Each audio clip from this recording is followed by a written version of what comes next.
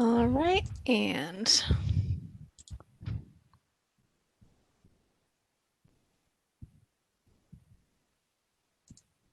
all right.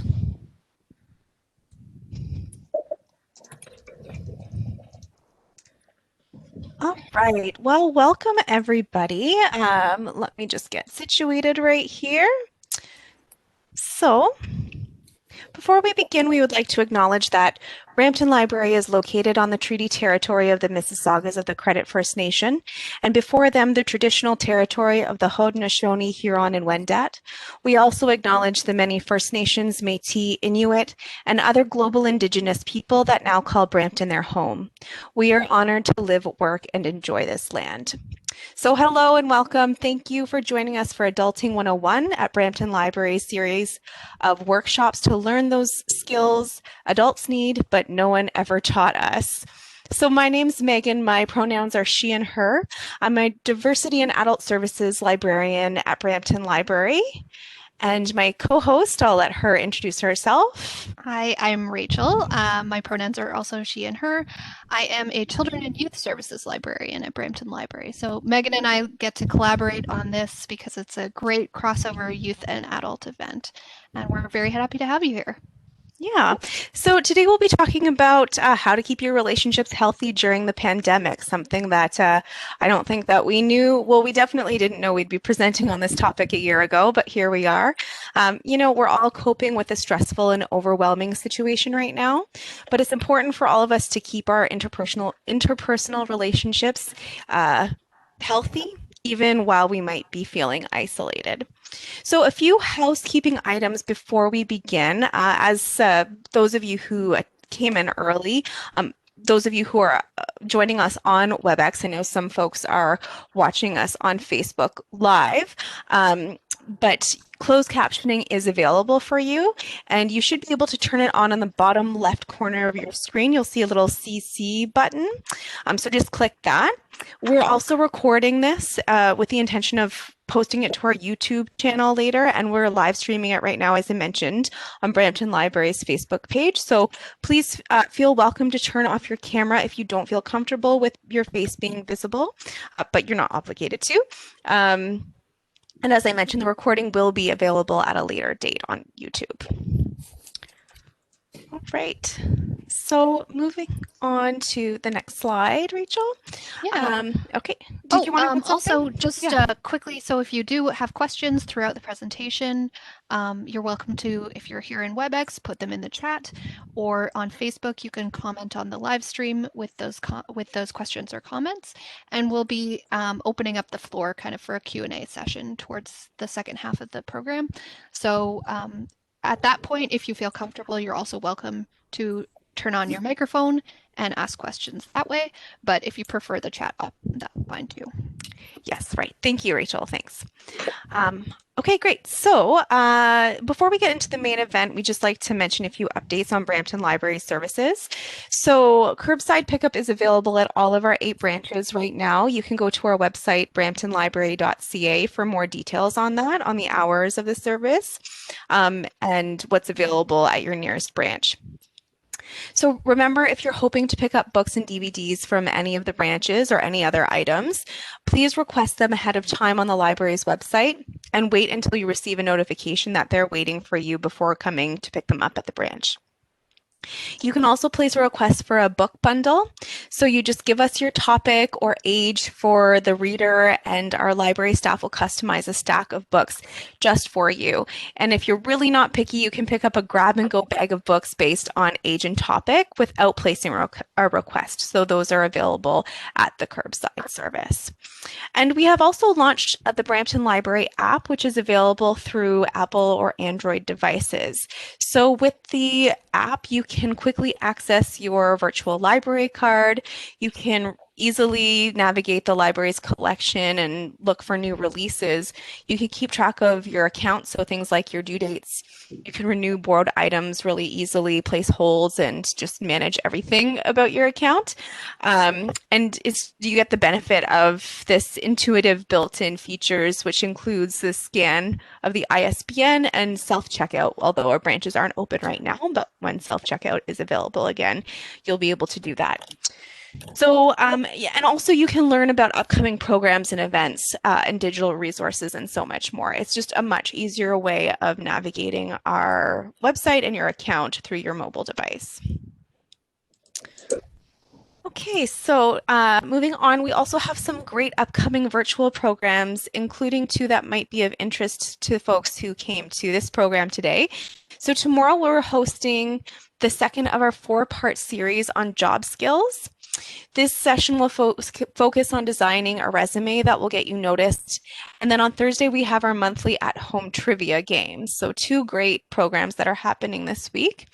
On Monday, March 8th, we'll be offering access to a screening for LunaFest, an all-women film festival.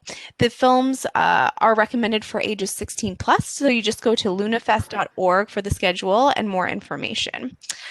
And coming up next in our Adulting 101 series is How to Become an Influencer, taking place on April 1st at 7 p.m. with some amazing professional influencers as guest speakers.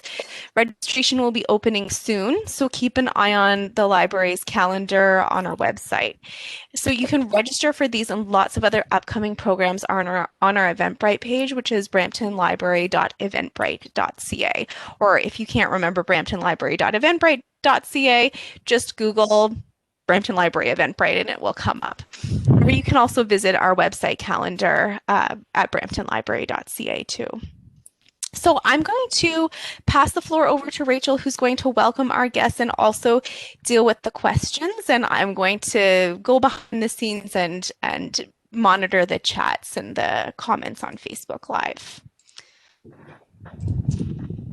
Thank you so much, Megan. Okay, so first I'm just going to introduce, we have guest speakers today from three wonderful organizations that are all based here in Brampton. And so I'm just going to introduce all of our speakers, and then each one of them is going to take the floor and just talk a little bit about what their organization does and has been doing during the pandemic, and then we will open it up for some general questions. So from the Canadian Mental Health Association, Peel Dufferin, today we have Brianna Timothy, Mackenzie Green, and Allison Price.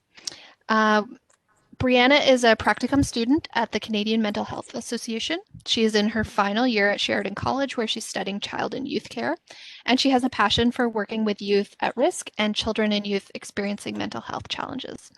She hopes she can be a support for young people in need when they need us the most. Mackenzie Green is a 29-year-old student at Sheridan College studying social service work.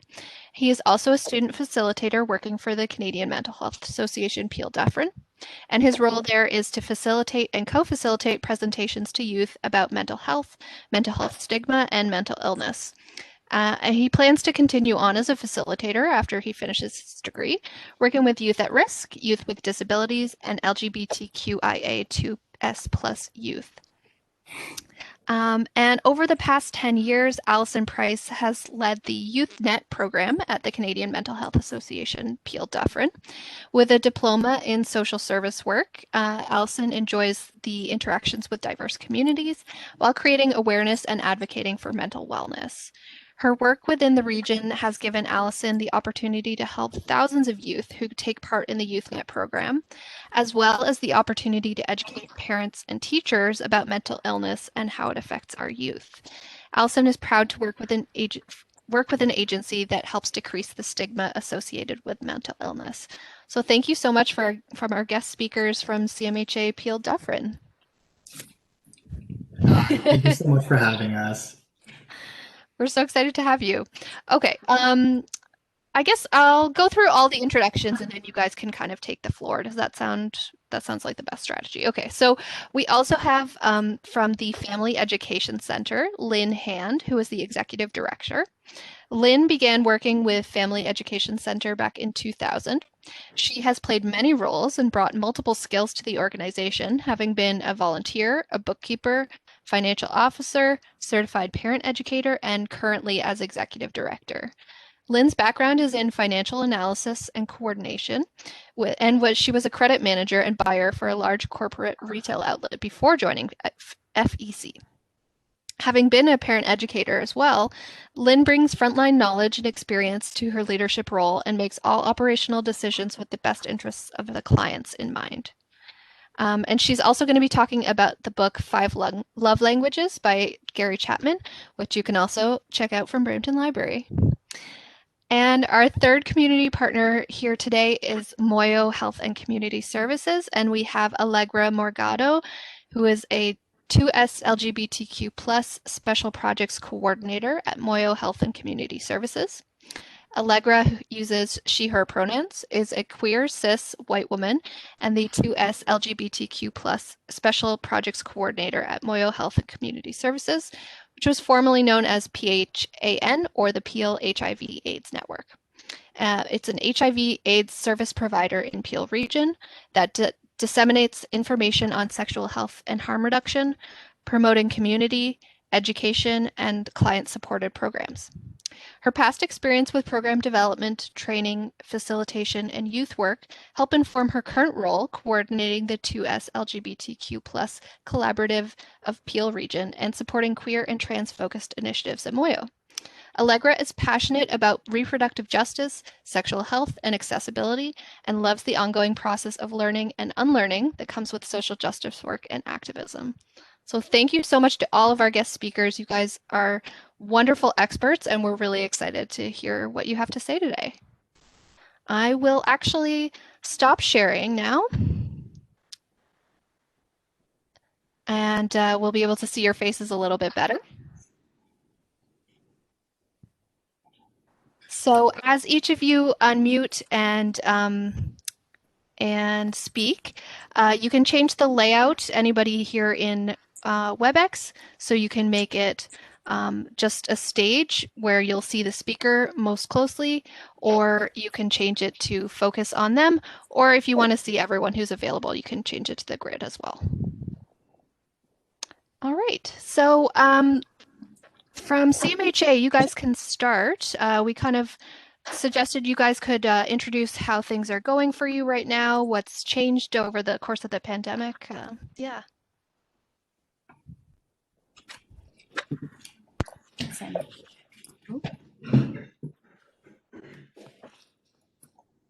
Just move this over.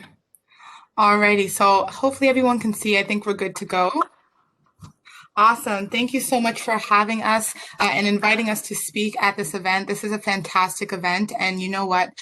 When I was first approached by the Brampton Library, specifically Sarita, and she first told me about this topic, I thought, wow, like this is something that everyone can connect with, everyone has sort of been struggling with, and everyone can use a little bit of information on. So again, thank you for inviting us to your session today. My name is Allison Price, as I was so nicely introduced, and I'm joined by Mackenzie Green, who will be presenting with me, and I also have Brianna Timothy, who will be supporting while we have some conversations later. So the first thing that I want to do is just introduce CMHA. The Canadian Mental Health Association, Peel Dufferin, has been all across Canada for quite a while now, and they are supporting all of the communities in various regions through mental health support, through education and awareness, through crisis supports, etc. So I wanted to highlight a few of these services that we have. I know that we don't have too much time to talk on them, but I wanted to highlight a few of the services. And then I will also plug an opportunity for you to connect with CMHA in case you have any additional questions.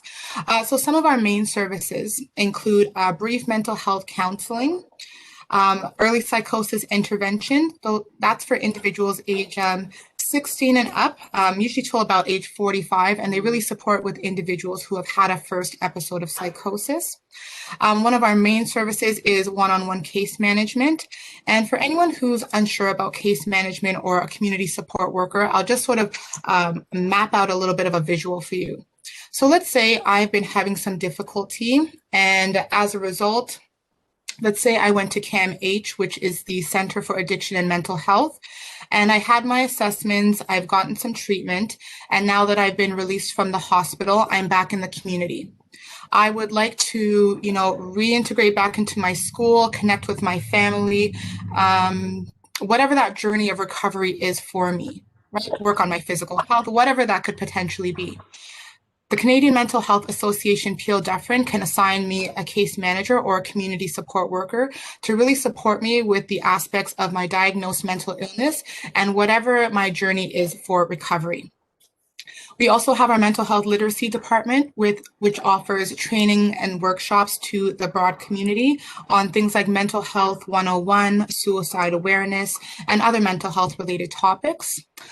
System-wise, it's a program for transitional aged youth between the ages of 16 and 24, and it really looks to support those youth who are dealing with complex needs. So maybe there's a diagnosis of a mental illness, but there could also be trauma, substance use issues, etc.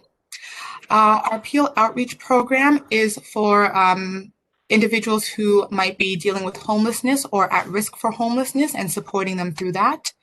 Our 24/7 crisis services is exactly the name. So available 24 hours a day, 7 hours a week for anyone who might be dealing with crisis or who has mental health concerns or questions. And our central intake is our first step introduction to any sort of service or program that you would like to engage in regards to CMHA Peel Dufferin. Okay. So at the Canadian Mental Health Association Peel Dufferin, traditionally we were a 9-to-5 organization, like many organizations throughout the region. However, since the pandemic, we've really tried to adapt to the community needs, and now we've extended our hours from 8 a.m. to 8 p.m. And if you do call us in this time, you can get access to a mental health worker, which is fantastic. You can also get in touch with us by calling our crisis support, and that's to support with yourself, a family, a friend, etc. Okay. When it comes to crisis support, I just also want to plug that you do not need to be in immediate, very serious crisis to call crisis support. So what would happen if it is, let's say the middle of the night, and you wake up and you're feeling anxious and you're not sure what's happening and you're not sure who to speak to, please recognize that you can always connect with the crisis support because they still have that mental health information for you. And of course, in case anyone is in immediate danger, you always have that 3-digit dialing 911 to connect with for some additional supports. So what you're taking a look at here is our virtual groups calendar. So we've adapted through COVID by having some of these groups run online and run virtually. So CMHA is keeping the community together by offering a number of programs to keep us together even during these tough times. Although we may be physically distancing, we here at CMHA are connecting people through a series of different workshops and programs. Two that I would really like to plug are an anxiety group that is run on Tuesday mornings, Tuesday evenings, and Wednesday afternoon. And this group focuses on peer support, education, skill building, and provides you guys with an opportunity for discussion about assorted topics related to anxiety. Members can be registered either for the Tuesday morning, Tuesday evening, or Wednesday afternoon group. And another group that I'd like to bring up is the games group that is happening. And so it's an event that happens monthly, and everyone comes together to play various games such as Jeopardy, trivia, categories, Pictionary, stuff like that. And this games group is run every Friday for the first Friday of each month. And all groups that are available, they're available both virtual and call-in. And so how to sign up for these groups? So people should contact the triage or the central intake and speak to a personal worker to express interest in these groups. And then from there, the worker will get in contact with you and send you information and links to access these groups. Awesome.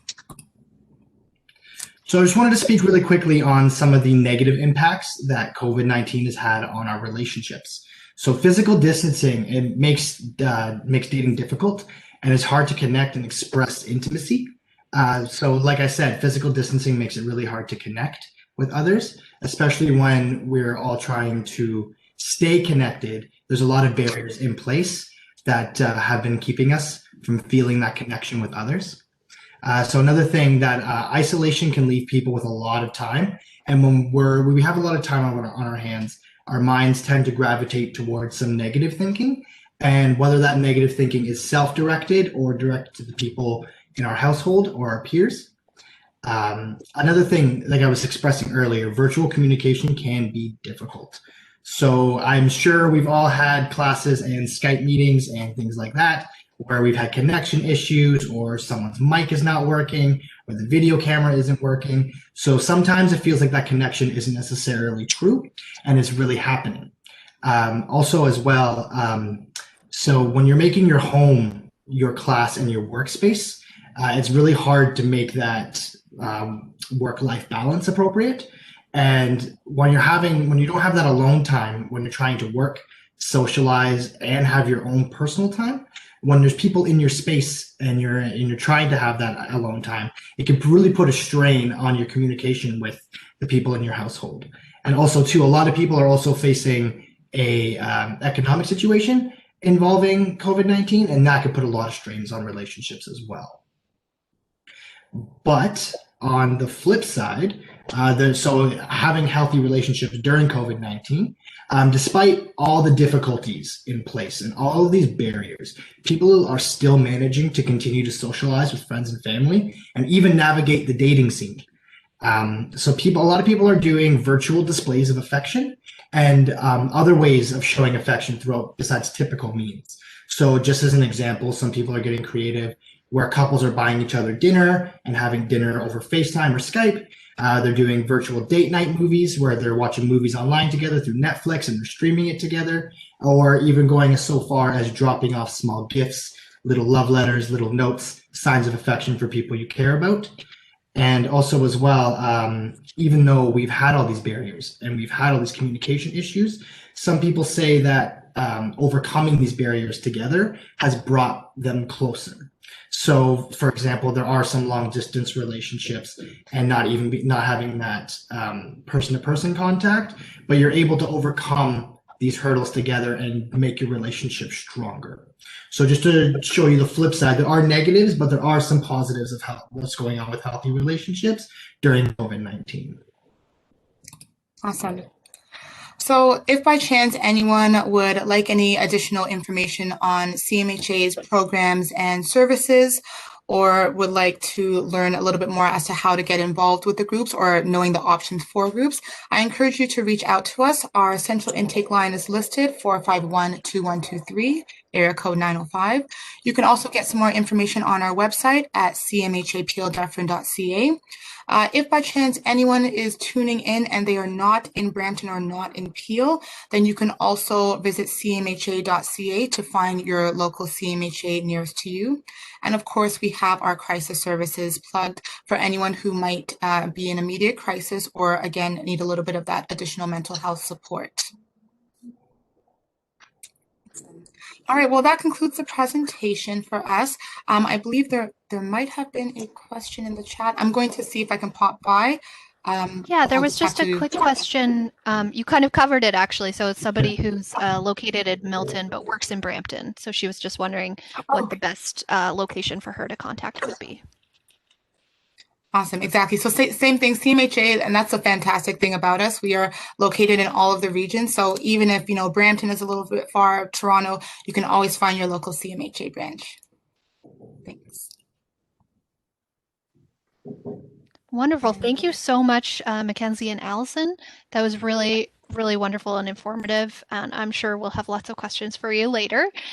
For now, let's go over to Lynn Hand from the Family Education Center, and she's just going to share a little bit about what they have been doing recently. Sorry, I'm not seeing an unshare button.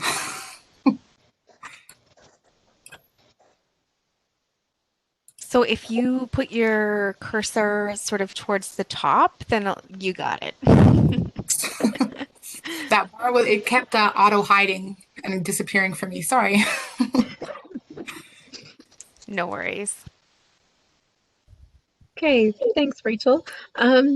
So my name is Lynn, and I'm from the Family Education Center. We're based in Brampton, and we bring parent support to your parents. So we've been in existence since 1974, and we go out into the community to provide parent support and workshops and courses and all kinds of things for parents to help them connect with their kids better. As you can imagine, COVID-19 has been equally as hard on your parents as it has on you guys. I know Mackenzie made a really good point, which is that some families are actually doing much better during COVID and really connecting and enjoying the time together. And others have had increased conflict with their parents, increased conflict between both parents, sibling rivalry, all sorts of stuff.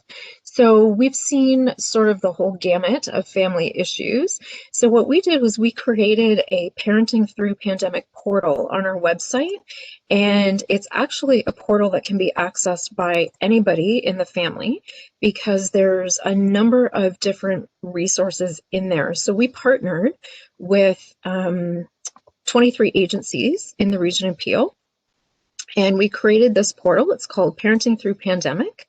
And these are some of the tip sheets. So there's numerous things in the portal. There's podcasts, tip sheets, blogs, all sorts of stuff, live videos.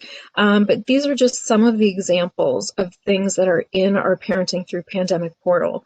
So if your parents are struggling with anything and they don't really know where to go, they can always come to the Parenting Through Pandemic portal and just download tip sheets on conflict in the home, helping build your children's self-esteem and self-confidence during COVID-19, finding harmony in the home during the pandemic. There's discussions on grief during COVID-19, internet safety, different ideas for seasonal events when we can't get together, managing finances, managing health and wellness, self-care for parents and caregivers. We know that parents struggle a great deal with self-care, and if they're working from home, they're finding it even harder to take care of themselves. And I'm not sure if you guys have noticed, but parents often really struggle with self-care generally. And when parents take care of themselves, they're much calmer with you. They're much calmer, they're much more cool and collected. And so we really encourage self-care for parents. There's special resources for separating, divorcing, and co-parenting during COVID-19, stress management, how to talk to kids about the pandemic, and working and schooling kids at home. And in each category, I'll just quickly touch on this, we have it in 7 different languages. So we tried to make sure that we appeal to everybody in Peel, and so we translated everything into 7 languages. And when they click on the language, there's all the tip sheets that they can access right at their fingertips. They're downloadable, so they can download them and put them on their fridge or anything like that. And it's taking a while to load today, but once it comes up, they can scroll through all the tip sheets and they can just open what applies to them. So this is our portal to support your parents. On the home page of the portal, they can actually access any of our toolkits that work for them. So if they're looking to work on self-esteem and bullying, or if it's dads that are coming to the portal, anything in here is all for parents.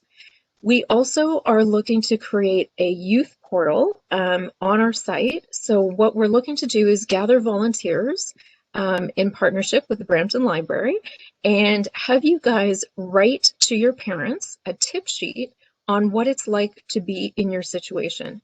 So what we do know as parents is that sometimes it's really hard for us to remember back to when we were kids and remember what it's like to be in certain situations. So we would encourage you to write a tip sheet to your parents about what's it like to have anxiety, or what's it like to live through a pandemic, because we haven't lived through a pandemic. You guys are forging the way there. So that youth portal should be up and running by March. And if you'd like to contribute, feel free to get in touch with the Brampton Library or with myself. And we can get you started on writing some of those tip sheets and talking to your parents about how difficult this has been for you and how they can best support you. And I think that's it for us. Wonderful. Thank you so much, Lynn.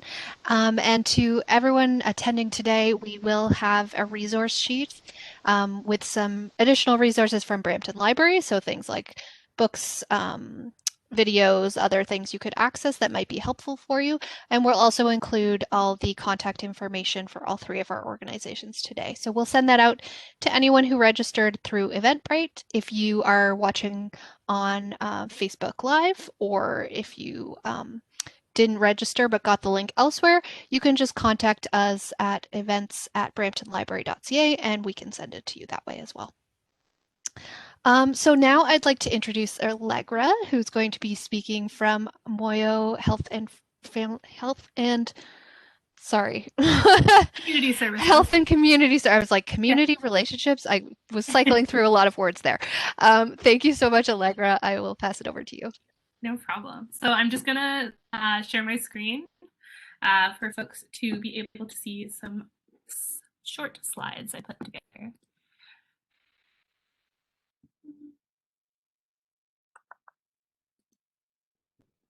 Okay, hopefully everyone can see that.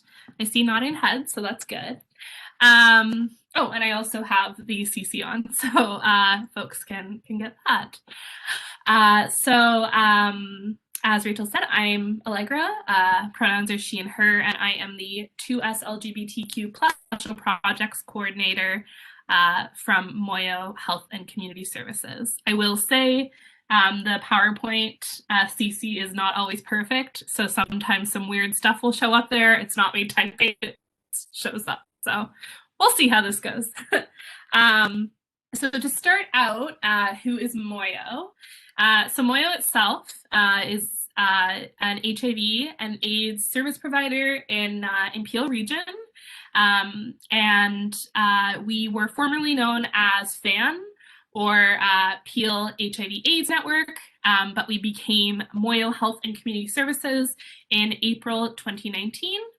So it's actually a Swahili word that means heart, life, and spirit. Despite the fact that we changed our name and changed a little bit of the branding, the objectives of the organization remain the same. And those are that we are committed to optimal health for all, as well as advancing the cascade of care. So prevention, engagement, and care for people who are most affected by HIV and AIDS. And so what that means is we offer programming and services for our priority populations. So those include people who use drugs or substances, 2S LGBTQ+ folks, so that's what I focus on. And for folks who don't know what that long acronym means, it's Two-Spirit, lesbian, gay, bisexual, trans, and queer communities. Women who are often disproportionately impacted by HIV, ACB, or African, Caribbean, and Black communities, and sex workers. So these are our priority populations that we support. We operate through an anti-racist and anti-oppressive framework. These are things that are very important to us. And in doing anti-oppression work, we're actively working to create awareness and counter oppressions based on social identities. So with this, the determinants of contracting HIV, something that we try to talk about at Moyo, are all related and they're interacting. So for an example, if you're experiencing depression, social isolation, poor self-image due to said oppression, this might inform the kind of sexual decisions you'll make. And so we recognize this, and it's an important part of keeping ourselves healthy, is recognizing the way that these different determinants of health interact with each other and might impact someone's experience or likelihood of contracting HIV. So it's really important for us to talk about things like the challenges that these different communities might face to better understand the context of HIV infections. So with that, some thoughts about healthy relationships and Moyo and some of the things that we offer to help folks with healthy relationships. Mental health supports. So it's fun that CMHA is here because one of the things we do is we have a group called Queer Minds that we run in partnership with CMHA. And so that is, I think, Wednesday evenings. I saw it on that calendar, so it's definitely on there. It's virtual right now, and that's for queer folks to come together and talk about some mental health challenges they might be facing. Currently, we actually have some mental health counseling available. It is primarily for BIPOC, so Black, Indigenous, people of color, and or to us LGBTQ plus folks. And so that is all available on our website, which I'll put in the chat after I stop sharing my screen because it's hard for me to access that right now.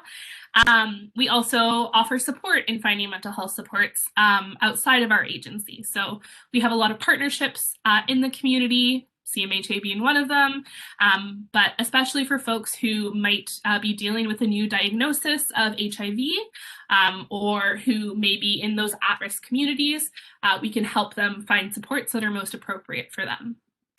Another thing we do, a big piece of our agency, is destigmatizing HIV and AIDS. And so we really try to promote the U=U campaign, which is the idea that undetectable equals untransmittable. And so what this means was a significant study took place, I think it was about 4 years ago, where there were tons of instances of sex that took place condomless, where one partner was HIV positive and one was not. And if the partner who was HIV positive was on proper treatment and their viral levels, so the levels of the HIV in their blood, was undetectable, there was no transmission. And so we really work to destigmatize HIV and show that you can have a healthy, happy relationship and be HIV positive. These things are not mutually exclusive. They can happen at the same time. We also do peer and social work support for folks living with HIV. So we have peer support workers who support those who are living with HIV. And we celebrate World AIDS Day every year with different campaigns. We have a harm reduction part of our agency that focuses on peer services, harm reduction supplies, so naloxone kits to help if folks are experiencing overdose or might be friends with someone who might be at risk of overdose, injection kits, safe use kits to help folks use substances safely. We offer naloxone training, overdose prevention training, and harm reduction counseling.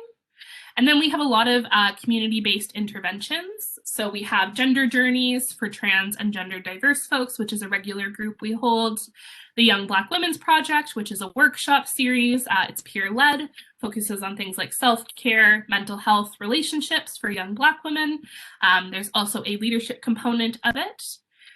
Totally Outright, which is a leadership program for young cis and trans gay, bi, and queer guys into guys.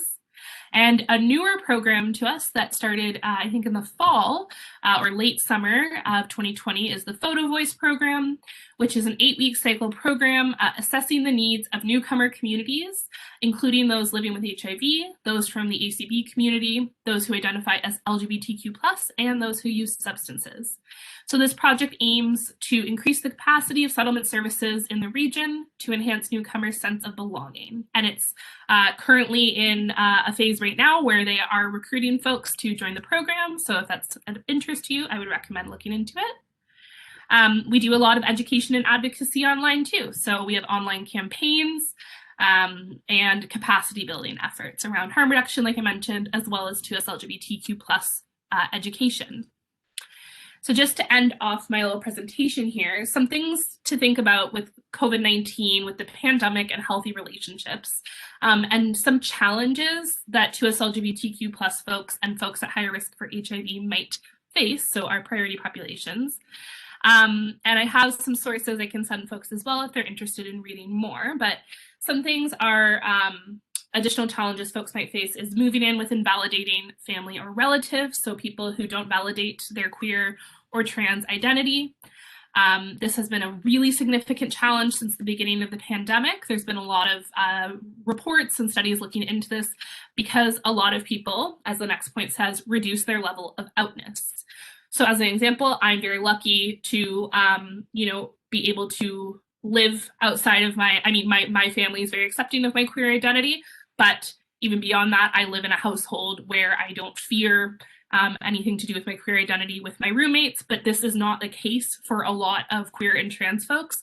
And especially within the pandemic, when we're all stuck at home all the time, a lot of people feel they need to go back in the closet or need to reduce their ability to talk about their identity or even live as their authentic self, because of the fact that their roommates, family, etc., may not be validating.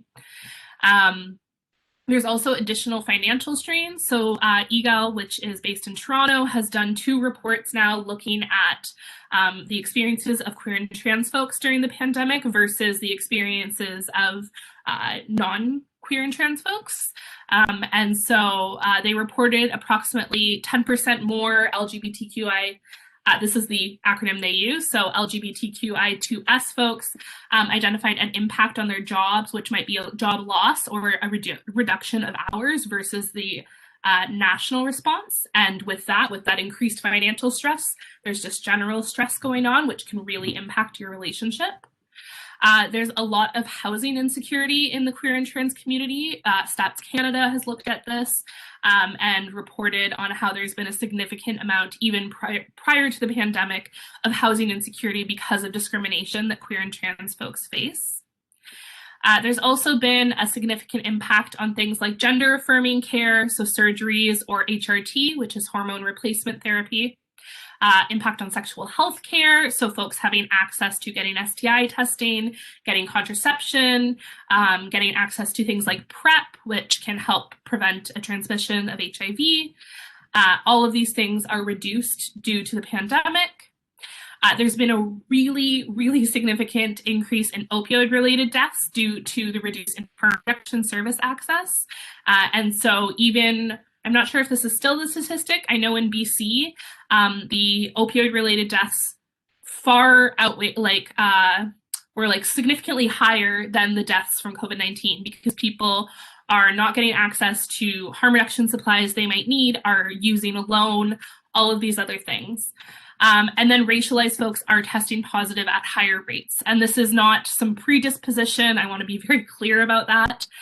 It's the fact that we see that racialized folks are often often overrepresented in jobs that need to leave the house. So in care work, in healthcare settings, in jobs like restaurants, all of these jobs that have been deemed essential often have an overrepresentation of racialized folks. And because of that, there's been an increase in positive rates and in contracting COVID-19. So all of these things are additional stressors that are going to have a really big impact on your relationship with others. And so I think that going into that, it's really important, like going into our Q&A period, it's really important to remember these things that queer and trans people or other people who are priority populations at higher risk for HIV are dealing with on top of the already existing pandemic stress. So I'm gonna stop sharing my screen, hopefully. Yeah, and I'll pass it back to you, Rachel. Great. Thank you so much, Allegra. Thank you to all of our presenters. It's really useful, relevant information for all of us. And it's great to see that you guys as community organizations are making changes and finding ways to help people as much as possible right now. So thank you. So this is kind of our question and answer portion of the evening. If you have questions, if you're here in WebEx, you can put them through in the chat, or if you're watching on Facebook, you can put them in the comments on the Facebook Live post. But we, for the Brampton Library staff, we've kind of brainstormed a few. So I can start off with our first question is, any and all speakers are welcome to jump in. We'll find a way to see who goes first exactly. But pre-pandemic lifestyle had its own stresses because families are often very busy with school, work, commuting, extracurriculars, etc. Have you found that there is some relief among families just to not have all of those extra stressors in their life, or do you think that stresses have just changed? It's just different stress. I know for parents initially it was a little, so it was kind of a double-edged sword. So there was a little bit of relief in that they weren't running their kids to all these different activities and all of those things, but they became everything to their child all at once.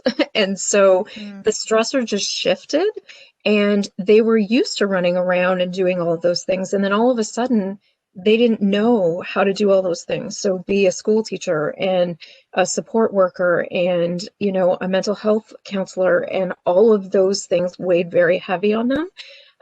So guys, if your parents were a little bit rangy once in a while, it was stress. What we found too was that the families that did okay during the first wave are actually not doing as well in the second wave. We're not sure if it's because they thought this was coming to an end and, you know, the light was at the end of their tunnel, and then it all came crashing down again. It just seems harder this time for parents. So definitely parent support is essential right now. We've had an increase of 493% in parents reaching out for help. So massive stress for parents. Wow. Yeah, that's really interesting.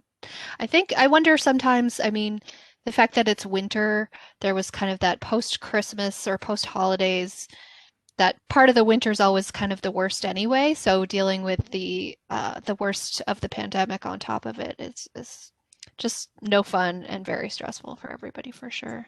Yeah, exactly. We got a question in the chat. So this could be answered by anyone really. For someone for someone for whom touch is very important to forming relationships, how do you deal with being touch starved?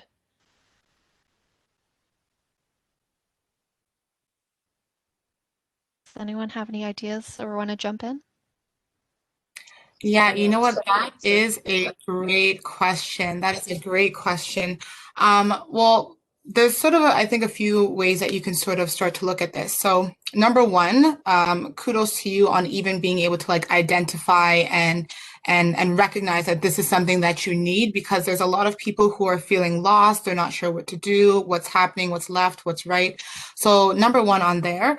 Number two, are there any other opportunities for you to fulfill a little bit of that need? So let's say by chance you do happen to live with family, and maybe your family isn't that much of a touchy-feely family. This might be a time to maybe communicate with them and say like, hey, you know, I've been missing my friends. I've been missing the outside world. I'm so used to when I see my friends, we always hug each other. Like, I know we don't usually hug, but, you know, is it okay if we kind of just start doing some random hugs? And just being transparent with the people in your household or maybe your families or your roommates about that. And I think a part of it is also just being aware and mindful and realistic with the time. We are missing a lot of that touch. Right? A lot of us are in our houses, and if you want to touch something, chances are, you know, you're picking up a little Kleenex, you're touching things around the house, you're doing your laundry. So that human connection and that touch is just a realistic, you know, reality of what's happening right now. So even just keeping in connection with the people who you have in your life and expressing to them about some of those frustrations can really support you, right? When we're having a difficult time with anything, it can be about touch, it can be about homeschooling, we're all fed up of the pandemic. When we're having difficulties, a lot of times we want to connect with others. So if this is just, again, something else that you find you're struggling with, I encourage you to reach out and connect with people that you feel comfortable with. Great, thank you. Okay, what do you find is often a stumbling block to communication in relationships, and do you think that that's changed in the last year? Something that I personally have noticed has been a stumbling block in relationships just across the board, whether it's been pandemic or not, is the topic of honesty. And that is whether somebody is afraid to give honest feedback or criticism to the people in their life, or they deliver that honesty just a little bit too harshly. And that could really affect how your relationship and the dynamic of that relationship goes forward. Now, especially during this pandemic, we do have a lot of time on our hands, and we do have a lot of time to think. And so the way this has interpreted is, when you have a lot of time to think and your mind does tend to go to these negative thoughts, like I was mentioning before, it ends up feeding into, well, I'm not going to be afraid to be honest and be like, look, you're chewing way too loud and it's really getting on my nerves, or something like that, right? So then that honesty, that barrier becomes a little bit like that line becomes a little bit thinner each time. So it becomes a little bit less more honest and a little bit more criticism, and vice versa. I think like going almost along with that, like it's around that open communication, right? And it's also about like I think a lot of folks struggle with coming from different places of understanding something. So if you look at like COVID, like conversations about what people are comfortable with when it comes to, COVID precautions that different people are taking. That's a big thing that I've known in my personal life. I know pretty much any person I know has been dealing with that, whether it's talking to your parents about it, whether it's talking to your friends about it, and that also goes along with the piece of honesty and even consent. If you are seeing somebody, especially when like the concept of bubbles was more okay. If you're seeing someone in person, knowing what your risk is by seeing that person is really important.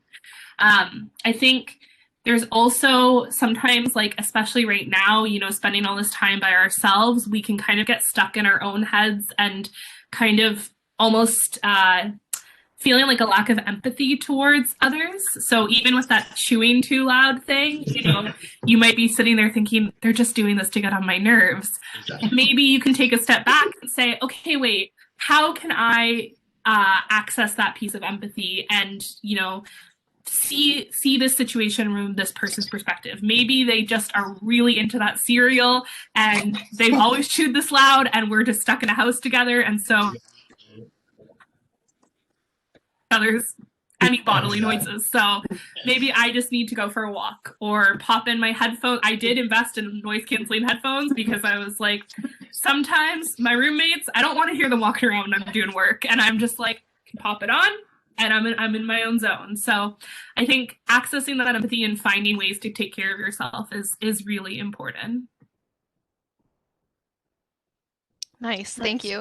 And actually, I'm really glad you guys brought up that, Allegra, that you brought up that that issue of trying to balance COVID precautions. That's actually something we had a question about later that we wanted to see. Like, I've seen that for sure as a big conflict among family members of different generations or just different households sometimes, or even sometimes in the same household. Just what's a risk you're willing to take, and accepting and being aware of everyone in your household's risk willingness as well, for sure.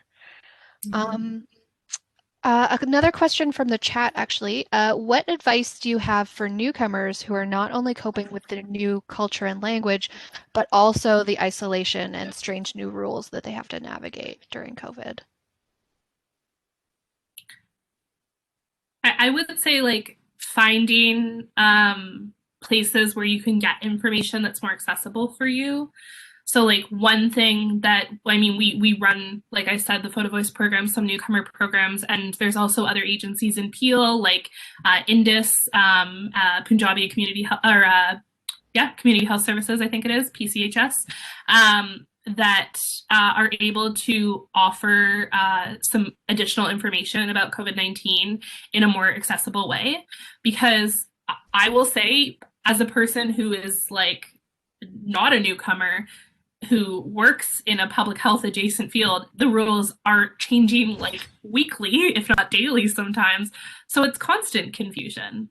But I think not only to get that information, but also accessing those services when you can be a way to find community online. I personally have started 2 book clubs with friends in the past year, just as an excuse to talk to each other every week or once a month. And sometimes we don't talk about the book, but that's okay, because it's just a way to find connection. And there are a lot of services in Peel that can help with that.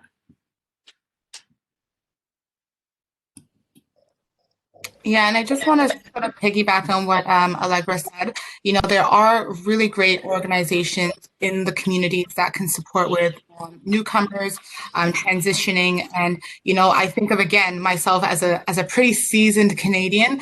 sometimes feeling like I don't even know what the heck is going on, right? So I can't even imagine sometimes what that could feel for a newcomer. And my other thought is to just stay connected. So if you happen to be here from somewhere else in the world, there's a good chance that you have other individuals back home that you can sort of connect to. So stay connected with those individuals. That's actually one thing, well, not just one thing, but that's one thing that I have found actually a bit comforting with COVID. I feel like I can actually, call my brother in London, England, and it's not just, oh my gosh, Peel region, we're on lockdown. Like, he's feeling it, I'm feeling it. I can call my family in Jamaica, they're feeling it. Like, it's something that's global that we can all sort of connect on. And aside from that, there are also sometimes local like volunteer type organizations, culturally sensitive organizations that really bring some of those cultures together for a lot of those social aspects in the connecting and navigating the community and navigating our current cultures. I would just say reaching out. There are a few different avenues, but that goal is to just make that step to reach out. Awesome. Thank you. Those were great answers. Okay, so a couple more questions before we run out of time. We'll go, as long as you guys are okay, we'll go maybe 5 minutes over because we started about 5 minutes late. If you suspect or know that a friend is in an abusive home situation, how do you suggest we support them? And has that advice changed at all in the last year?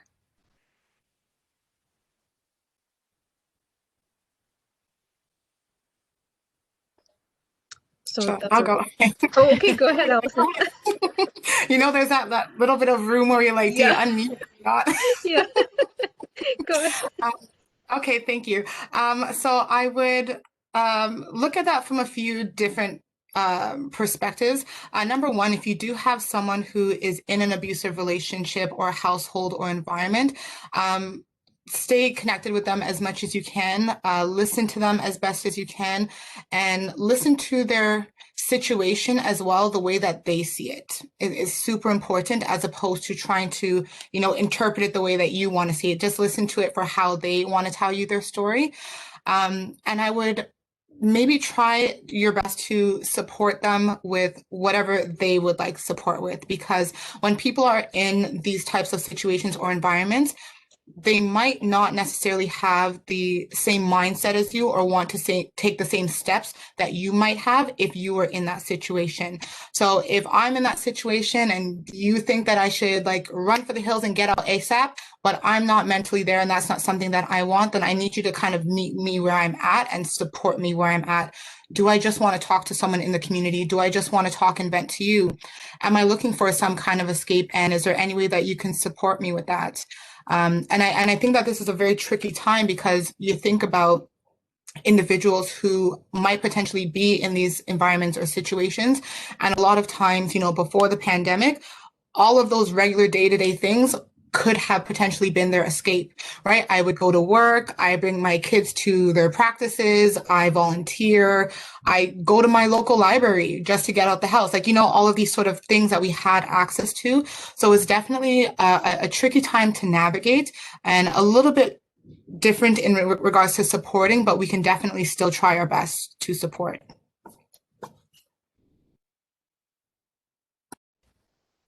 Wonderful. Thank you so much, Allison. That was great. Lynn, did you want to add anything else or? No, I think she kind of covered everything I was going to say. Just validate how that person is experiencing it. If you think that, of course, it's gone too far, you can encourage them to call shelters and things in the region that are available. But yeah, it's really important to listen and be validating what that person is feeling. And we all define abuse differently. And sometimes we don't recognize abuse for what it is. So I agree with Allison that sometimes you don't always see it. And maybe just keeping in touch with that person, ensuring that, maybe you talk about abuse so that they do start to realize it, but not direct it at them, is a really good way of kind of helping them see it without throwing it in their face of what's happening.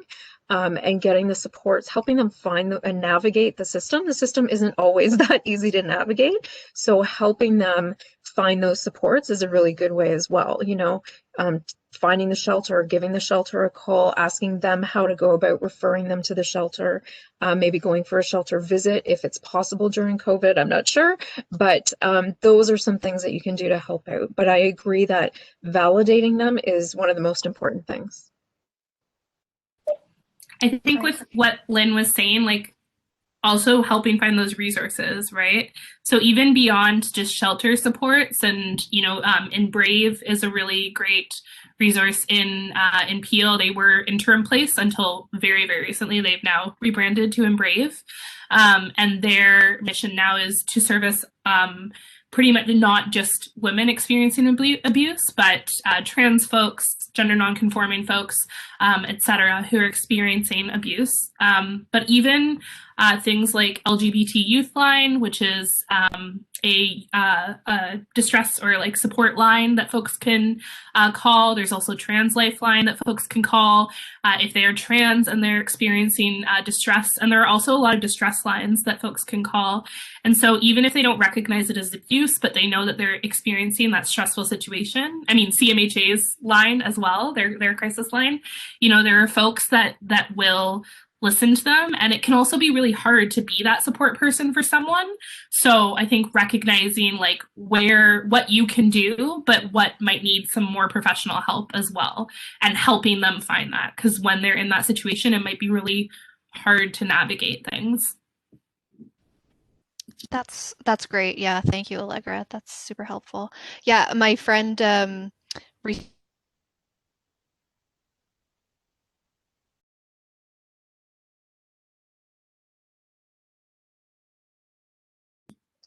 Did everyone else lose Rachel too? Or is Yes, I lost Rachel too.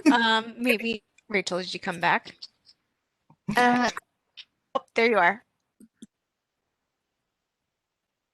I really wanted to hear about her friend.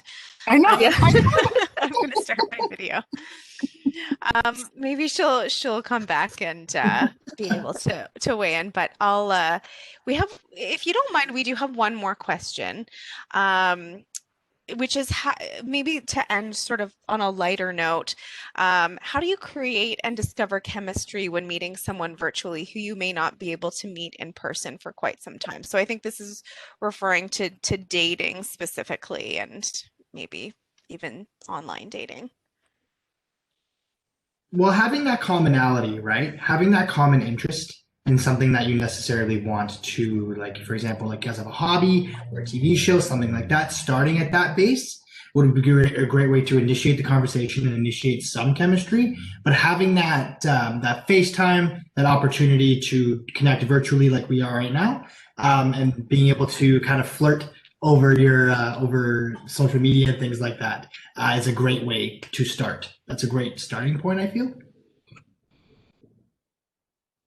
Yeah, I agree. And I also think I wanted to talk just briefly about the 5 Love Languages. It's a great book if you get a chance to take it out of the Brampton Library. Fantastic book. There's one actually for teens. And I wish they made one for teens to talk to their parents, because it just is life-changing. And so when you are meeting people online, introduce them to the book, maybe read the book together, do a little book club, and get to know what each other's love language is. Because if somebody's love language is, words of affirmation, and you're not providing those words of affirmation, you can quite easily disconnect. So knowing their love language, if their love language is quality time, they might want to meet more online than you would. So making sure that you kind of acknowledge what their love language is and give them as much as you can at this point. Those are great ways to stay connected, especially during this kind of time of isolation. And yeah, so I think like following that love language thing is really important, whether you're doing a relationship in person or online. I'm also going to say, and I know that the age range here is like 15 to 29. Is that right? About that? The target for this? Yeah, I think that there are folks of various ages on this call, but yeah. Okay. If you feel comfortable finding ways to create virtual intimacy, that's also okay. But it's really important in that a few things are really important. One, to check in with yourself and recognize what you actually feel comfortable doing, not just what the person you're talking to wants you to do. So I think it's really important to remember that, but that it's okay to do those things, to virtually connect in a more intimate way. Another part of that really important to remember is our laws in Canada. If you're under the age of 18, sending explicit images or videos could be considered child pornography. So if you're going down that route, just keep that in mind, the legal implications. But if you're over 18 and you're talking to someone who's over 18, there are ways to create intimacy virtually, and there are a lot of recommendations out there.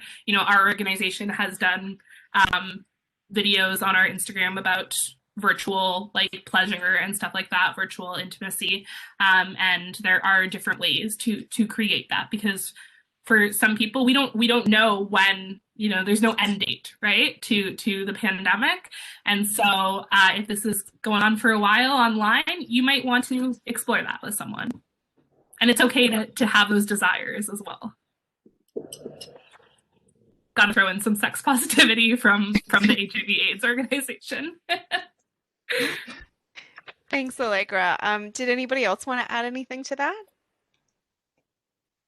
I know I met my husband through online dating, not to overshare, but it's like, not when you are messaging somebody online, it can be so different when you meet them and they're not edited anymore, So I feel for folks right now who just don't have that opportunity to meet people in the same way. So yeah, I know, like, it's definitely an extra challenge, but those are good suggestions if people are comfortable. And I know Rachel's back. Rachel, we all wanted to hear the end of that story. Oh, I'm so sorry. Yeah, I don't know. The internet just suddenly dropped in my house. I was just saying, a friend of mine introduced into our group chat, when you start complaining about something, it's like, are you venting, or do you want problem solving? Tell me which one it is, and I'm happy to do it, but I don't want to do the wrong thing either, because that's just annoying. So tell me which one you want. Yeah, totally. Yeah. Cool. Well, I don't think we have any other questions coming through the chat or WebEx. But I just feel like we only scratched the surface of this. There's so much we could cover, but this was a really informative discussion, and I think that you've all left participants with a lot of information that they can move forward with. So thank you all for your time. Rachel, did you have anything to add? No, I don't think so. I think I agree. I mean, there's so many, we have a whole list of questions we could have asked you guys, but we really appreciate you giving your time today.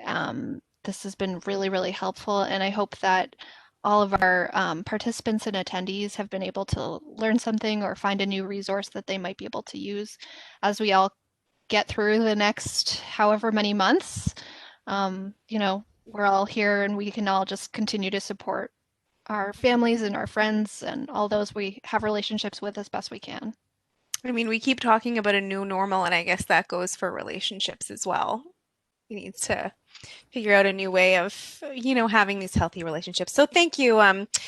Thank you so much for attending, everybody. Thank you to our partners. Yes, I see some applause in the reactions. We really appreciate it. And again, if you like us on Facebook, then you'll be able to see this recording. I mean, now it's live streaming, so as soon as we stop, the video will live there, and we'll be posting it to YouTube as well. All right, great. Thanks very much, everybody. I'm going to stop the recording and end the live stream now. Awesome.